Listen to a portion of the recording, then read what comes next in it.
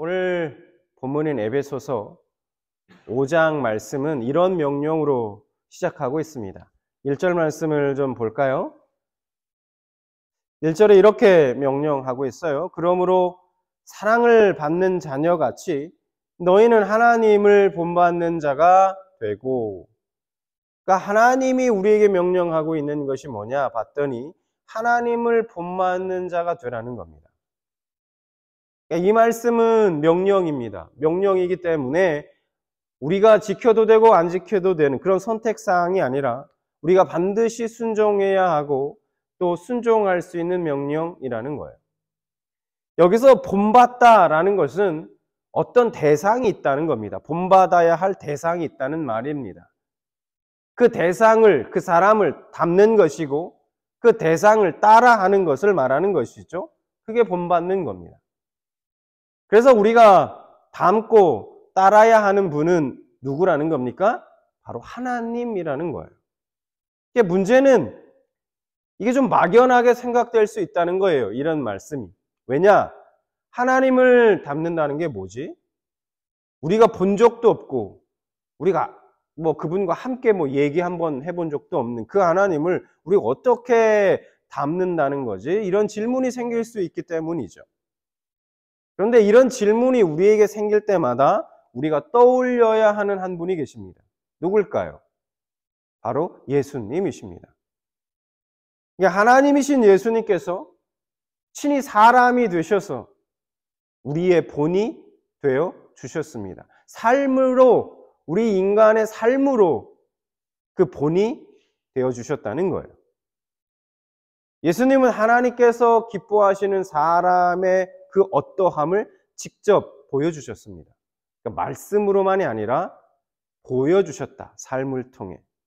사람이 무엇을 위해서 살아야 하는지 그리고 어떻게 살아야 하는지를 우리에게 보여주셨다는 겁니다.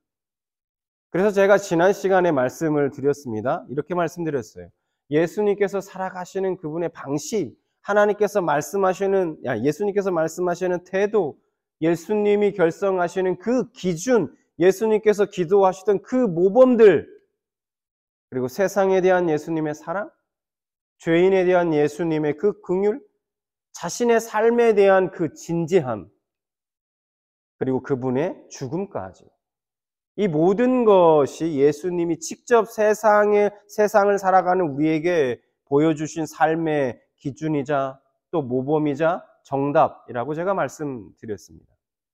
그래서 우리가 순종해야 할 이 명령은 분명합니다. 너희는 하나님을 본받는 자가 되라. 다시 말하면 우리는 예수님을 닮아가야 하는 것이죠. 우리가 그리스도인이라면 말입니다. 자, 그래서 오늘 본문에서 바울은 예수님을 닮는 예수님을 닮기 위한 2가지 행하라 라는 그런 명령을 우리에게 주고 있다는 거예요. 2가지 행하라는 명령을 말씀하고 있는데 그 명령이 뭐냐? 먼저 2절 말씀을 어떤 명령을 하고 있냐면 사랑 가운데 행하라는 거예요. 사랑 가운데 행하라 라는 명령이 나오고 또 8절 말씀을 보니까 빛의 자녀들처럼 행하라 라고 이렇게 2가지 명령이 나옵니다. 이 2가지 명령을 다 좀 자세하게 살펴보면 좋은데 오늘 저는 이 2가지 명령 중에 8절의 명령, 8절의 말씀, 빛의 자녀들처럼 행하라 라는 이 명령을 중심으로 좀 말씀을 좀 나누고자 합니다. 자, 8절 말씀 보겠습니다. 너희가 전에는 어둠이더니 이제는 주 안에서 빛이라. 빛의 자녀들처럼 행하라. 하나님의 자녀는 죄에서 구속함을 받았기 때문에 죄에서 용서함을 받았잖아요. 그렇기 때문에 그에 걸맞는 삶을 살아야 합니다. 바울은 이것을 설명하기 위해서 빛과 어둠의 비유를 사용하고 있어요. 그러니까 전에 우리는 어둠이었다는 거예요. 어둠이었고 또 불순종의 아들이었다는 겁니다. 하지만 이제는 우리가 빛이 되었고 빛의 자녀가 되었다는 겁니다. 이 모든 것이 어떻게 우리 가운데 이루어지게 된 것이냐? 주 안에서, 그러니까 예수 그리스도의 공로로 말미암아 그분 안에서 우리에게 이루어진 일들이라는 거예요. 그리고 바울은 이제 그 빛의 자녀들에게 나타나는 특징 중에 아주 대표적인 세 가지를 우리에게 말씀해 주고 있습니다. 그러니까 지금 이 세 가지를 우리가 생각해 보면서 나에게 이런 열매들이 지금 나타나고 있는가를 여러분 점검해 보시면 좋을 것 같습니다. 9절 말씀을 한번 볼까요? 이런 대표적인 빛의 자녀들에게 이런 대표적인 열매가 나타난다는 거예요. 빛의 열매는 모든 착함과 의로움과 진실함에 있느니라.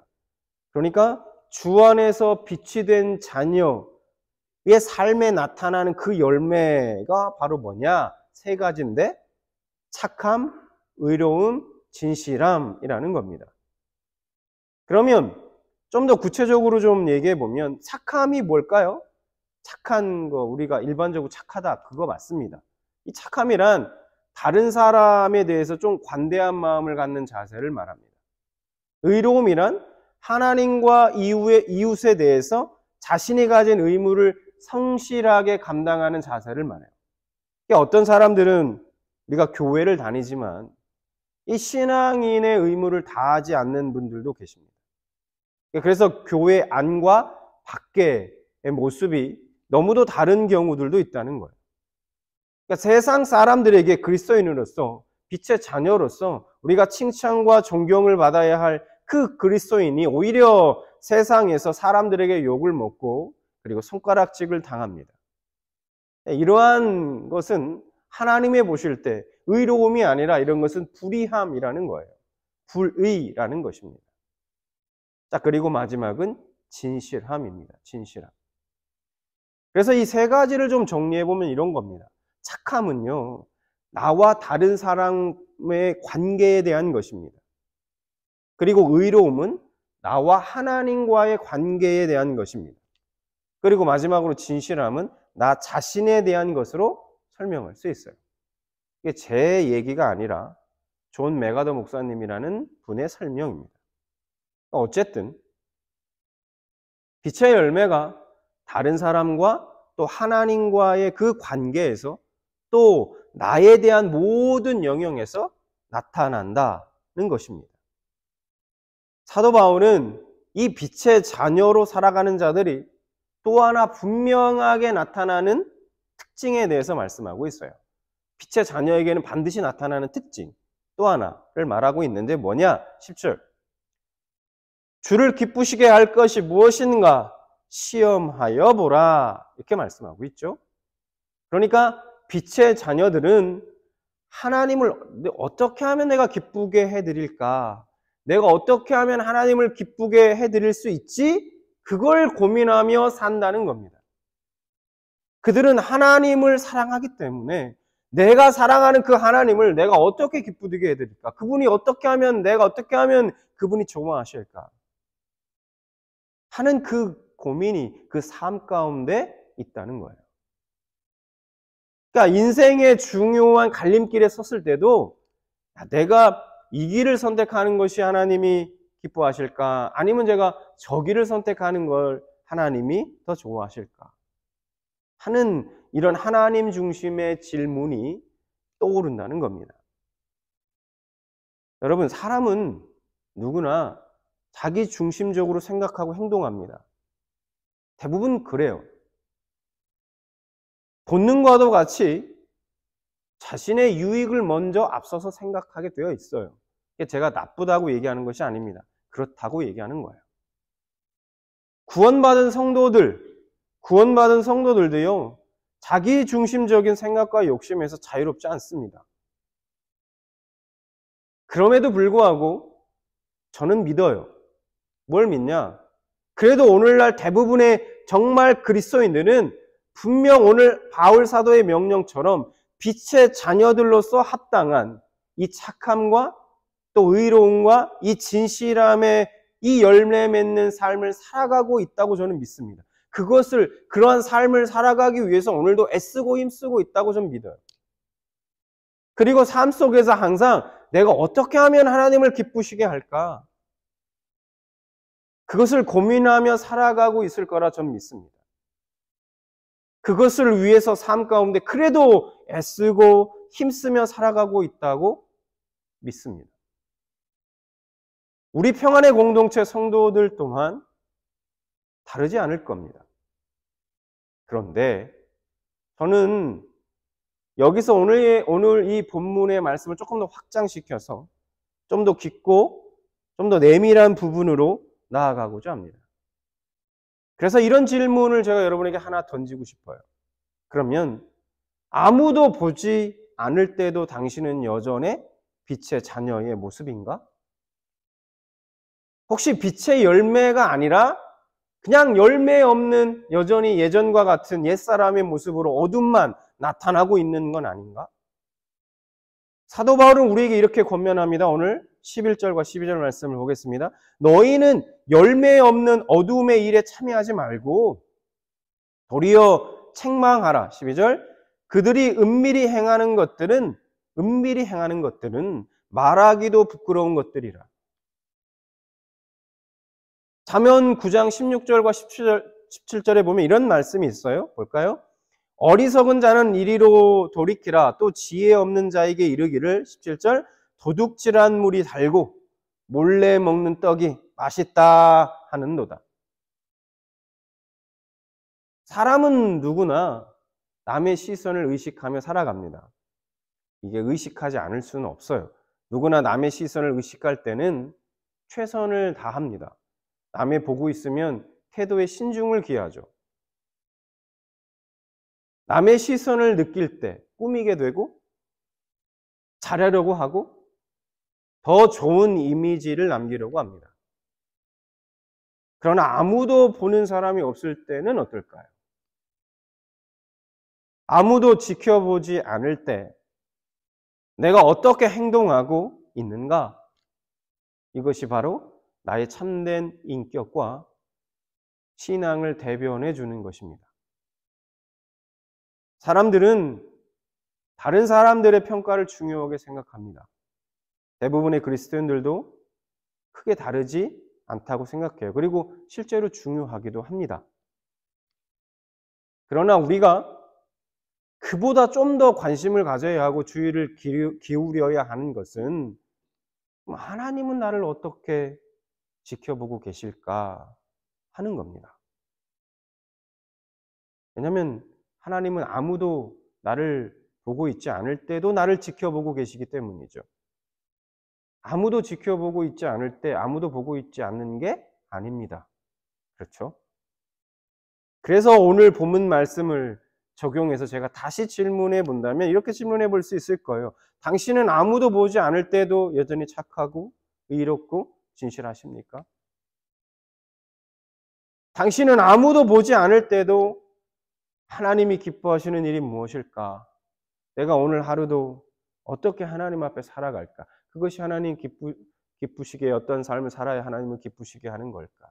그런 고민하며 그 일을 행하기 위해 애쓰고 힘쓰고 있으십니까? 여러분들은 이 질문에 어떻게 대답하시겠습니까? 바벨론의 왕 다리오가 다니엘을 시기하는 고관들의 꼬임에 넘어가서요. 30일 동안 누구라도 왕이 아닌 다른 신이나 사람에게 기도하면 내가 당장 사자골에 쳐넣겠다. 그런 법령이 새롭게 제정이 됩니다. 그러니까 다니엘 때문에 다니엘을 시기하는 고관들이 이런 계획을 짠 거예요. 다니엘이 이 법령이 제정이 되자 이게 자신을 죽이고자 하는 것이라는 걸 알았습니다. 누구보다 잘 알고 있었어요. 그래서 다니엘은 그러면 어떻게 했을까요? 내가 30일만 참자. 30일만 내가 기도를 쉬면 되니까 뭐 계속 쉬는 것도 아니고 30일 딱 30일만 쉬는 거야. 그리고 하나님도 이 정도는 뭐 좀 봐줄 수 있지 않았습니까? 그래서 내가 살고는 봐야 되잖아요. 사자밥은 되지 말아야죠. 이 정도는 하나님도 이해하실 거야. 그렇게 생각하고 기도를 30일만 멈췄을까요? 아니면 내가 기도하는 방법을 좀 바꾸자. 아무도 눈에 띄지 않게. 내가 기도한다는 걸 모르게 옷장에 들어가서 해야지. 아니면 이불을 뒤집어 쓰고 하면 좋을까? 그런 비굴한 방법으로 다니엘이 기도했을까요? 자, 6장 10절, 다니엘 6장 10절 한번 보겠습니다. 다니엘이 이 조서에 왕의 도장이 찍힌 것을 알고도 자기 집에 돌아가서는 윗방에 올라가 예루살렘으로 향한 창문을 열고 전에 하던 대로 하루 3번씩 무릎을 꿇고 기도하며 그의 하나님께 감사하였더라. 여기에서 눈에 확 들어오는 말씀, 그 부분이 어디냐? 창문을 열고 전에 하던 대로입니다. 전에 하던 대로. 그러니까 여전히 자기 집에 돌아가서 자신의 창문을 활짝 열고 전에 하던 대로, 늘 하던 대로 하루에 3번씩 무릎을 꿇고 하나님께 기도했습니다. 다니엘은요, 목숨 걸고 한 거예요. 목숨 걸고 전에 하던 대로 하나님께 기도한 겁니다. 전에 하던 대로 창문을 열고 라고 말씀하고 있죠. 만약 지금 이런 상황에서 남의 시선 때문에 창문을 닫고 하나님 앞 닫는다면 그것은 하나님 앞에 자신의 신앙이 흔들리고 있다는 것을 말해주는 겁니다. 그렇지 않습니까? 적당히 타협하고 적당히 그냥 물러선다는 것을 의미하는 거예요. 다니엘은 그럴 수 없었던 거죠. 여러분, 전에 하던 대로 창문을 열고란 말은 어떤 의미일까요? 이 말씀 속에 어떤 의미가 담겨 있을까요? 어떤 의미가 담겨 있다고 생각하십니까? 자신은 사람들의 시선을 신경 쓰지 않겠다는 거예요. 하나님의 시선만, 그것을 우선순위로 내가 신경을 쓰겠다는 거예요. 자신의 안위, 목숨보다 하나님의 기뻐하심과 그분의 영광 받으시는 것이 다니엘에게는 더 중요하다라는 의미인 것입니다. 창문 열고 안 열고 그게 뭐 이렇게 중요한가? 그게 아니라 이런 의미가 담겨 있는 거예요. 누가 보든 누가 보지 않든 다니엘에게는 아무 상관없습니다. 그냥 전에 하던 대로 하나님 앞에서 자신이 해왔던 그 일, 그것을 묵묵히 그냥 하는 겁니다. 여러분, 우리는 세상 사람들과 어울려 살아가는 삶의 현장에서만 빛의 자녀로 살아가면 되는 것이 아니에요. 그렇게 살아가야 합니다. 그게 중요하죠. 그러나 그것만이 아니라는 거예요. 아무도 보지 않는 그 방구석에서도, 아무도 보지 않을 때도 우리는 빛의 자녀로 살아가야 하고 빛의 열매를 맺어가야 하는 것입니다. 누가 보든 보지 않든 우리는 그렇게 해야만 합니다. 13절에 이렇게 말씀하고 있어요. 오늘 본문. 그러나 책망을 받는 모든 것은 빛으로 말미암아 드러나나니 드러나는 것마다 빛이니라. 여러분, 이 13절 말씀이 좀 해석이 헷갈릴 수 있는데 이 말씀의 뜻이 이런 거예요. 사람이 어두운 곳에서 은밀하게 지은 죄들이 결국에는 빛 앞에서 다 드러나게 될 것이고 결국 환하게 나타나게 될 것이다 라는 경고인 겁니다. 절대로 숨길래야 숨길 수 없다는 거예요. 14절에 이렇게 말씀해요. 이어서 그러므로 이르시기를 잠자는 자여 깨어서 죽은 자들 가운데서 일어나라. 그리스도께서 너에게 비추이시리라 하셨느니라. 여러분, 우리는 전에 죄라는 어둠 속에서 잠자고 있던 자였습니다. 그런데 주님께서 그런 우리에게 빛을 비춰주시고 우리를 깨우시고 우리를 죽은 가운데서, 죽은 자들 가운데서 우리를 일어나게 하셨습니다. 빛으로 나오게 하셨고 우리를 빛이 되게 하셨습니다. 때문에 우리가 빛의 자녀로서 무엇을 행해야 하는지, 어떻게 살아야 하는지는 여러분 분명합니다.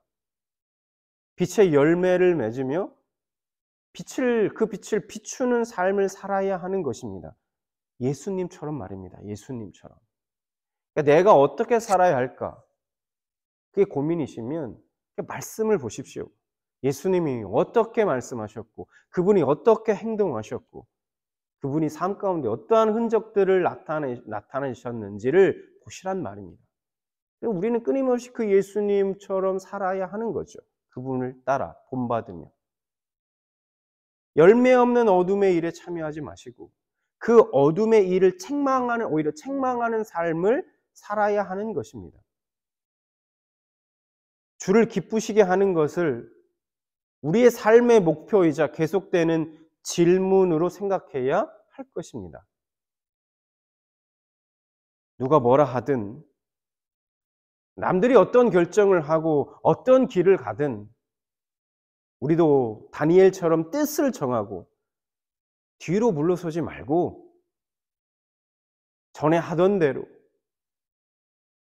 마음의 창문을 활짝 열고 하나님께만 시선을 주시기 바랍니다. 아무도 보고 있지 않을 때 그때 나타나는 모습이 진정한 그 사람의 모습인 것입니다. 아름다운 사람은 진짜 그리스도인은 홀로 있을 때, 아무도 보는 사람이 없을 때도 선하고 의롭고 진실한 사람인 것입니다. 여러분, 다른 사람들에 대해서 관대하십시오. 누가 보든 보지 않든 말입니다. 교회 안에서 또는 교회 밖에서 그리스도인으로서 의무를 다하십시오. 누가 인정해 주든 인정해 주지 않든 말입니다. 항상 진실하십시오. 그리고 언제나 어떻게 하면 내가 하나님을 기쁘시게 해드릴까 질문하시기 바랍니다. 삶의 현장에서뿐만 아니라 아무도 보지 않을 때에도 어둠 가운데 은밀한 죄들, 부끄러운 죄들 그걸 다 버리고 착함과 의로움과 진실함으로 나타나는 이러한 빛의 열매들을 맺으며 살아가는 여러분들 되시기 바랍니다.